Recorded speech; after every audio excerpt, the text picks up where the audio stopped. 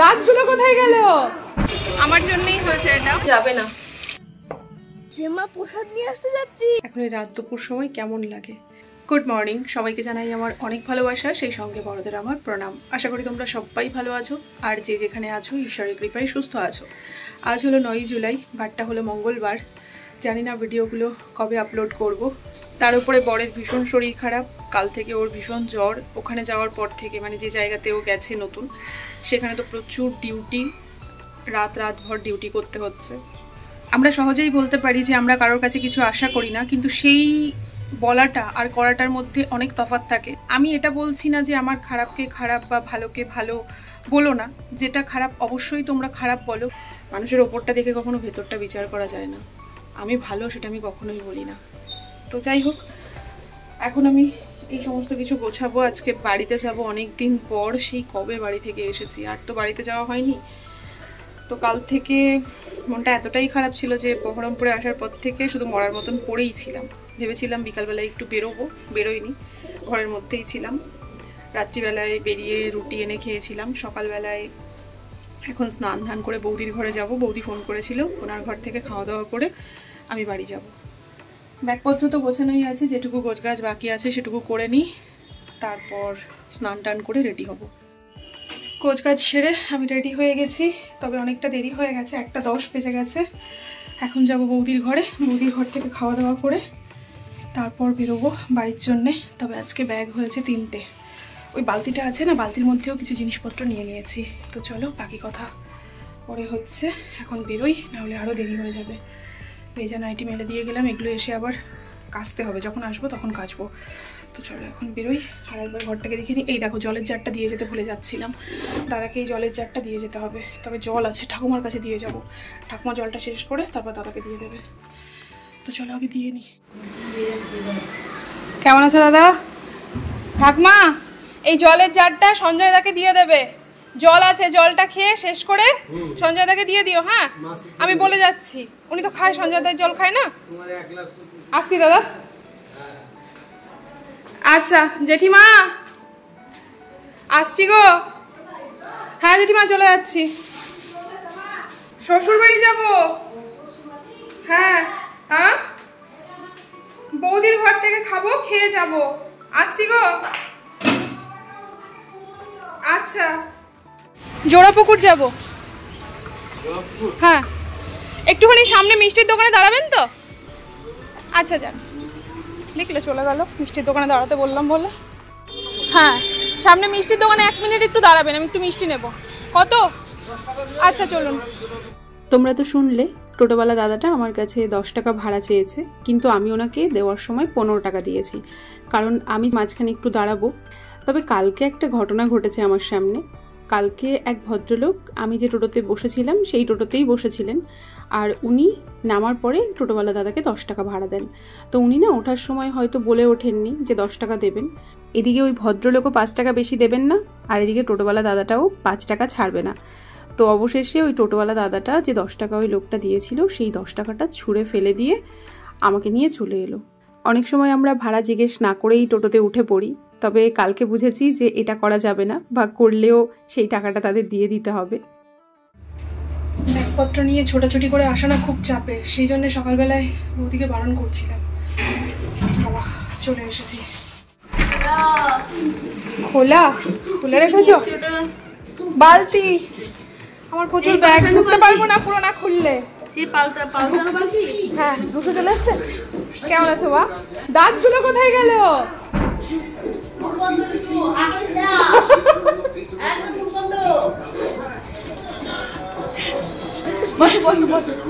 তোমার দাঁত দেখি।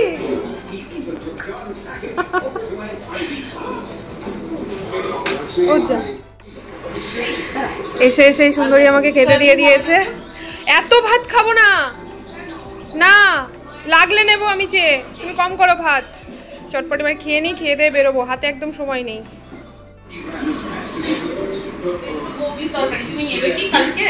দাও, ইচ্ছা হলে নাও, না ইচ্ছা হলে না নাও, আগে অল্প করে দিই। দাও। সুন্দরীকে কতদিন দেখিনি, ব্যাস আর দিও না। আর কিচ্ছু নেবো না আমি, অনেক কিছু দিয়ে দিয়েছো। না না আর কিচ্ছু নেবো না। কেন, ওটা তোমার তো, আবার কি নিয়ে এসছো?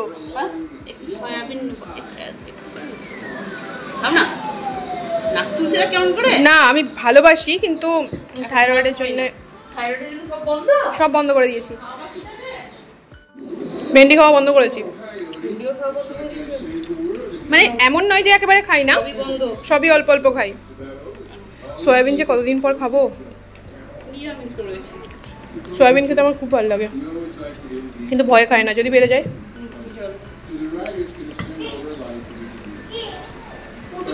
থালা ভর্তি খাবার দেখছো। খাওয়া দাওয়া সেরে দুজনে একটু বসে গল্প করছি। আজকে তো গল্প করারও সময় নেই, কারণ 2টো বেজে গেছে, আমার 3:30টার সময় বাস, দেরি হয়ে গেছে আসতে।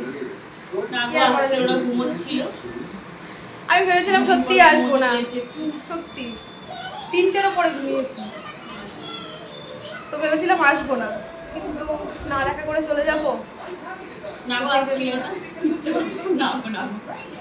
খেতে এসেছি, খেতে। তোমরা তো জানো বৌদির ঘরে আমি খেতেই আসি, দরকার ছাড়া আমি আসি না। আরে যখন আমি প্রথম ব্লগ করতাম তখন তো সবাই এটাই বলতো যে তোমার ঘরে আমি খেতে আসি।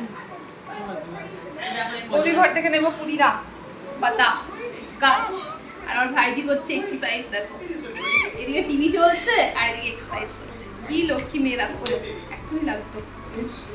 কিছুক্ষণ একটু বসি, তারপর বেরোবো। এই হলো বৌদির পুদিনার গাছ। এই যে এখান থেকেও একটু নিয়ে যাচ্ছি, মায়ের ওখান থেকেও একটু এনেছি, যেটা বাঁচে আর কি। টাটা।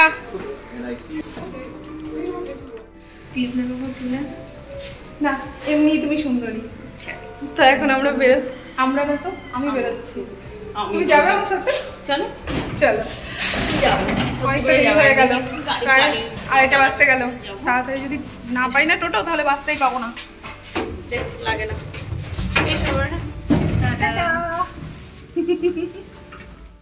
আজকে শান্তিতে দুদণ্ড কথাও বলতে পারলাম না, ওই আর কি। মিনিট 5 মতো বসলাম, এখন আবার ছুটতে ছুটতে বাস স্ট্যান্ডে যাই, না হলে বাস আমাকে রেখে চলে যাবে। চলো ভালো, বাইরে বেরোনোর সঙ্গে সঙ্গে একটা টোটো দেখতে পেলাম। আমি দেখতে পাইনি, উনি আমাকে দেখে দাঁড়িয়ে পড়লেন। কত দাদা, কত দাদা? আচ্ছা আচ্ছা, তোমাদেরকে একটা কথা বলি। কালকের ভিডিওতে আমি তোমাদের বলেছিলাম যে আমার ওই ভিডিওটার জন্য আমার মনটা খারাপ ছিল, তো আজকের ভিডিওতেও আমি সেই কথা বলেছি, কারণ এই ভিডিওটা তো তার পরের দিনের ভিডিও, আর ভিডিওগুলো এডিট আমি অনেক দেরিতে করছি, ভয়েস ওভারটাও অনেক দেরিতে দিচ্ছি। তো আশা করি তোমরা এই বিষয়টাকে একটু বুঝবে। একই কথা বারবার রিপিট করলে আবার অনেকে আমাকে লিখবে নিশ্চয়ই যে একই কথা ঘ্যান ঘ্যান করছি, তো আগেই ঘ্যান ঘ্যান করে ফেলেছি, পরে আপলোড করছি, এটাই আর কি তোমাদেরকে বললাম।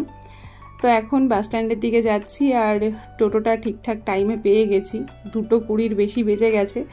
জানি না বাস পাবো কি না, তবে বহরমপুর শহরটাকে দেখে আজকে একটু মনটা খারাপ করছে, মনে হচ্ছে আবার কবে আসবো। এখন বহরমপুরে থাকতে ইচ্ছে করে, আবার ওদিকে বাড়ির জন্যেও মন খারাপ করে। এতদিন পর বাড়িতে যাচ্ছি, স্বাভাবিক অনেক কাজ আমার জন্য অপেক্ষা করছে, কিন্তু আজকে জানি না কেন শরীরে সেই এনার্জিটা পাচ্ছি না। আমি জানি না আজকে বাড়িতে গিয়ে আমি কাজ করতে পারবো কি পারবো না, তবে বাড়িতে তো পৌঁছাই, তারপর চিন্তা ভাবনা করা যাবে। তো তোমরা অনেকেই জিজ্ঞেস করছিলে যে আমি সেদিন কোন হোটেলে খেতে গেছিলাম। এই দেখো, এই রাজলক্ষ্মী হোটেলে আমি আর আমার বর সেদিন খেতে ঢুকেছিলাম, তবে নিচে নয়, দোতলাতে ওনাদের আরেকটা ঘর আছে, সেখানে খেতে গেছিলাম। এই দেখো, তোমাদের সাথে কথা বলতে বলতে আমি বাস স্ট্যান্ডে চলে এসেছি, আর এখন টোটো থেকে নেমে টিকিট কাউন্টারের দিকে যাচ্ছি। যদিও মণ্ডলবাবু এই দাদাকে আগেই ফোন করে বলেছিল একটা সিট রাখার কথা, তবে দাদা বুঝতে পারেনি যে কে ফোন করেছে আর কে যাবে। দাদা আমাকে দেখে বলল, তুমি যাবে? আমি বললাম হ্যাঁ। দাদা ভাবছিল হয়তো ও আছে, আমি বললাম না, ও চলে গেছে। জানো তো, এই বাসটার নাম আগে ছিল তটিনী, সেই নাম পরিবর্তন করে এখন মা জগদ্ধাত্রী করা হয়েছে, তো অনেক সময় মনে থাকে না। তো আমি বাসে উঠে ব্যাগগুলোকে একটু জায়গা মতো রাখলাম, তবে বাসটা ছাড়তে এখনও মিনিট 5 দেরি আছে, তাই আমি আবার একটু নিচে যাচ্ছি। আজকে আমি জলের বোতলও আনিনি, সেই সাথে আমার গাটাও ভীষণ গোলাচ্ছে। খাওয়া দাওয়া করেই যেহেতু সঙ্গে সঙ্গে চলে এসেছি, সেই জন্যই বোধহয় এরকম হচ্ছে। তবে শুধু জলের বোতল নয়, একটা আমলকির প্যাকেটও নিলাম, আমলকিটা মুখে রাখলে হয়তো গা গোলানো একটু কম হবে। বলেছিলাম বাস স্ট্যান্ডে আজকে একটু তাড়াতাড়ি আসবো, আমার দু একটা জিনিস নেওয়ার ছিল, সেগুলো কিনে নিয়ে তারপর যাব। কিন্তু এলাম তো একদম সেই রকম সময় যে বাসটা ছাড়ছে। আমার জন্যই হয়েছে এটা। সকাল থেকে এই সমস্ত জিনিস নিয়ে মন খারাপ করে বসে না থাকলে আমার সময়টা নষ্ট হতো না। তো যাই হোক, বাসটা ছেড়ে দিয়েছে, এখন বাড়ি থেকে যাই, পরে আবার যখন আসবো তখন কাজগুলো করবো। জানো, বহরমপুর শহরটা না খুব সুন্দর একটা শহর। এখন এখানে সমস্ত রকম সুযোগ সুবিধা আছে। একটা মেডিকেল কলেজের দরকার ছিল, সেটাও কয়েক বছর আগে হয়ে গেছে। আর এই শহরের সব থেকে আমার যেটা ভালো লাগে সেটা হলো সব কিছুই তুমি তোমার হাতের নাগালের মধ্যে পাবে। চাইলে তুমি এক প্রান্ত থেকে আর এক প্রান্তে সাইকেলেও যেতে পারো, তাতে খুব বেশি সময় ব্যয় হবে না। আধ ঘন্টার মধ্যে তুমি যে কোনো জায়গায় পৌঁছে যেতে পারবে। বিশেষ করে অফিস আদালত, স্কুল কলেজ, হসপিটাল এগুলোর কথাই বলছি। তো সব কিছুই কাছাকাছি, খুব বেশি দূরে যেতে হয় না। সেই সাথে বাচ্চাদের কোনো কিছু শেখানোর জন্য, যেমন নাচ, গান, আঁকা বা যোগা, যে কোনো জিনিস খুব কাছাকাছি পাওয়া যায়। সব মিলিয়ে বসবাসযোগ্য শহর একটা। কিন্তু এত বছর এই শহরে থাকার পরেও জানি না কেন আমাদের কখনো মনে হয়নি যে আমরাও এই শহরেই থেকে যাই। কারণ আমার বরের না এই শহরটা মানে থাকার জন্যে পছন্দ নয়। এই যে এরকম থাকছি ঠিক আছে ঘর ভাড়া নিয়ে, কিন্তু এখানেই সেটেল হয়ে যাব এটা ওর কখনো ইচ্ছে নয়। এমনকি আমারও কখনো মনে হয়নি। তবে বৌদি বহরমপুরে আসার পর বৌদি আমাকে অনেকবার বলেছে যে ছন্দা, ওদিকে আর যাওয়ার দরকার নেই, তুমি এখানেই সেটেল হয়ে যাও। তবে না, সেরকম কোনো ইচ্ছে নেই। তো আমি চলে এসেছি গল্পে গল্পে বাজারে, আর বাজারে এসে না টোটো ধরে নিয়েছি। বাজারে নামার পর আর ভিডিও করতে ইচ্ছে হচ্ছিল না, এমনিতেই যা গা গোলাচ্ছিল, মানে ভালোই চলে এসেছি সেটুকুই আর কি। তো চলো এবার বাড়ির দিকে যাই। বাড়িতে গিয়ে অনেক দিন পর নিজের ঘরটাকে দেখব, সেই সাথে বাচ্চাগুলোর সঙ্গেও দেখা হবে, এটা ভেবেই খুশি হচ্ছি। এটা কে গো বাবা? চিনতে পারছো না? চিনতে পারছো না? জেমা প্রসাদ নিয়ে আসতে যাচ্ছি। চিনতে পারছো না? যাও নিয়ে এসো। চিনতে পারছো না? ছোট মোটো এক মাসি, বাড়িও কেমন পরিবর্তন হয়ে গেছে মনে হচ্ছে। আমিও চিনতে পারছি না বাড়ি ঘর। হ্যাঁ, আমিও চিনতে পারছি না। চারিপাশে জঙ্গল হয়ে গেছে। তোমাদের ঘরটা উঠে গেছে তো অনেকটা, ঘরটা অনেকটা উঠে গেছে। বন্ধ আছে কাজ?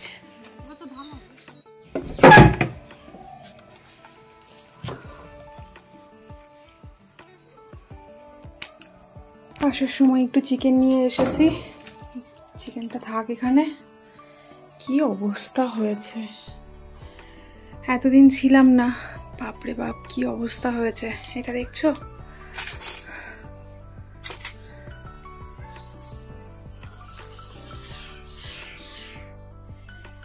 বাড়িতে চলে এসেছি আর এক প্রকার বিধ্বস্ত হয়ে এসেছি। আশা করি আমাকে দেখেই বুঝতে পারছো আজকে আমার বাস জার্নিটা বেশ একটু কষ্টের ছিল। জানি না কেন আজকে একটু গা গোলাচ্ছিল, তাও তো আমলকিটা মুখে দিয়ে চোখ বন্ধ করে এসেছি। চুলটুলের অবস্থা দেখো। তবে বাড়িতে ঢোকা মাত্রই দেখা হয়ে গেছে অক্কর সাথে। ও তো আমাকে চিনতেই পারছিল না, অনেক দিন বাচ্চাটা আমাকে দেখেনি। আমাদের অক্ক না হামাগুড়ি দিতে শিখে গেছে, সেই সাথে একা একা দাঁড়ানোরও চেষ্টা করে, অপর্ণা বলল। তবে সেগুলো আর তোমাদেরকে দেখাতে পারলাম না। তবে বাড়িতে এসে যে কি শান্তি পাচ্ছি সে কথা আর কি বলবো। ভাঙা ঘর হোক, কুড়ে ঘর হোক, রাজপ্রাসাদ হোক, অট্টালিকা হোক, যার কাছে যেটা আছে সেটাই তার স্বর্গ। তো বাড়িতে এসে যে কি ভালো লাগছে। কিন্তু বর্ষার সময় যেহেতু অনেক দিন ছিলাম না, সমস্ত কিছু খুব নোংরা হয়েছে। আর প্রত্যেকবার যেমন মাকড়সায় জাল করে সেটা তো করেছে। তো এখন ঘরটর পরিষ্কার করতে হবে, একদম ডিপ ক্লিন করতে হবে। আজকে আমার শরীরে এনার্জি নেই, আজ আমি ডিপ ক্লিন করব না, যতটুকু না করলে নয় ততটুকু করব। আসার সময় আবার চিকেন নিয়ে এসেছি, চিকেনটাও ধুয়ে রাখতে হবে ফ্রিজে।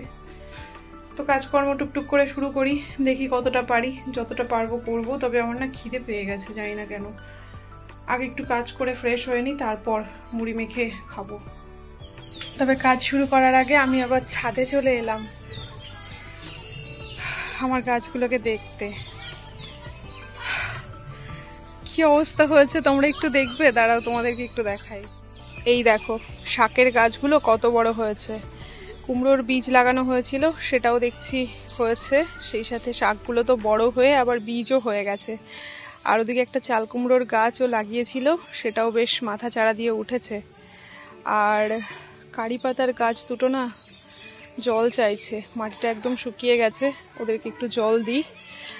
আর এই টবের সব ঘাস টাস পরিষ্কার করতে হবে। তবে আজ আর কিছুই পারবো না, আমি শুধু দেখতে এসেছিলাম আর আমার কারি পাতার গাছ দুটোতে জল দিতে এসেছি। আগে দিয়ে দিই, তারপর নিচে গিয়ে কাজ শুরু করব। ছাদ থেকে নিচে নামতে অনেকটা দেরি হয়ে গেল। আমার একটা ফোন এসেছিল, একটা দিদির সঙ্গে কথা বলছিলাম। তো এখন নিচে আসতেই আমার শাশুড়ি মা বললেন কল থেকে জল আনলে তাড়াতাড়ি করে এনে নাও। আজকাল নাকি কলপাট দিয়ে তানারা বেরোচ্ছেন অনেক বড় বড়। তো সেই জন্য এখন ভাবছি একটা বালতি ধুয়ে আগে খাওয়ার জলটা নিয়ে আসি। রাত্রিবেলায় ওই দিকটা অন্ধকার থাকে। ছুটিরাও বাড়ি নেই, নেতুবাবুও বাড়ি নেই, ওরা মামার বাড়িতে আছে। তো যাই হোক, বাড়ি ফাঁকা ফাঁকাই আর কি, ওই জন্য বাড়িতে হইচই নেই। তো এখন একটু ঝাড়টার দিই, যতটুকু পারবো ওই যে বললাম ততটুকুই করবো। আজকে একটু এনার্জি পাচ্ছি না জানো, সত্যি এত খারাপ লাগছে কেন কি জানি। কালকে থেকে খারাপ লাগছে আসলে। কালকে রাত্রে ওই যে রুটি তরকা খেয়েছিলাম, ওটা খেয়ে না অ্যাসিড হয়ে গেছে আমার কাল থেকে। তো এখনো দেখছি বুকটা একটু জ্বালা জ্বালা করছে। চাই জলটা নিয়ে আসি। ঘর মুছবো বলে জল নিতে এসেছিলাম বাথরুমে, এসে দেখছি ইনি বসে আছেন। যদি একটা কামড় খাওয়া যায় বলো তো কি অবস্থা হবে। কি কি যে আমাদের বাড়িতে আছে তার কোনো ঠিক নেই। তো দেখি এনাকে আগে তাড়াই। দেখছো কেমন যাবে না, দেখছো কত বড় হিট দিয়েছি, সেই জন্য নড়তে পারছে না। তবে এখনো মরেনি। কি মোটা দেখেছো পেটটা। মোটামুটি আজকের মতন কাজকর্ম হলো। যতই বলি না কেন যে আজকে কোনো কাজ করব না, কিন্তু বাড়িতে আসার পর না কিছু না করে থাকাও যায় না। তো মোটামুটি ঘর দুটো একটু করেছি আর কি। এই দিকটা করেছি, এই দিকটা ঝাড়া মোছা সব করেছি, ফার্নিচারগুলো একটু মুছে নিয়েছি। সেই সাথে স্নান করে বিছানার চাদরটা বালিশের ঘরটাও পরিয়ে দিলাম। আজকে আবার একটু শ্যাম্পুও করেছি। রান্নাঘরটাও তেমন কিছু করিনি, যতটুকু এখন প্রয়োজন রান্না খাওয়া করার জন্য ততটুকুই করেছি। স্নান করে ওদিকে একটু ভাত বসিয়ে দিয়ে এসেছি। আজকে না ভেবেছিলাম আসার সময় খাবার নিয়ে আসবো, 1 প্লেট বিরিয়ানি নিয়ে আসবো। তারপরে দেখলাম যে বুক জ্বালা করছে, সেই জন্যে আর সাহস পেলাম না আনার। তো এখন যাই রান্নাঘরে, ভাতটা বসিয়ে দিয়েছি, একটু ডাল করে নেব, সেই সাথে যদি ইচ্ছে হয় পটলটা ভাজবো। তো এই ঘরের কাজ হয়ে গেছে, ভাতটা তো বসিয়েছি, দেখি আবার কি হলো ভাতটা।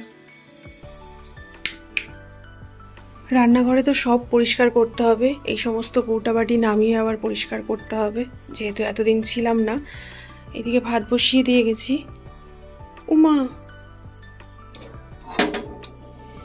গ্যাস বন্ধ হয়ে গেছে, দেখেছো? দেখছো চালটা ফোটেও নি।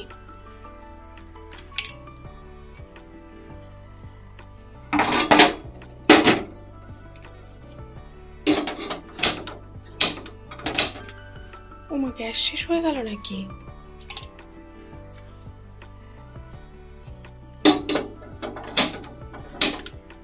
যা, গ্যাস শেষ হয়ে গেছে, সেই জন্যেই ভাতটা একটুখানি হয়ে আর হয়নি।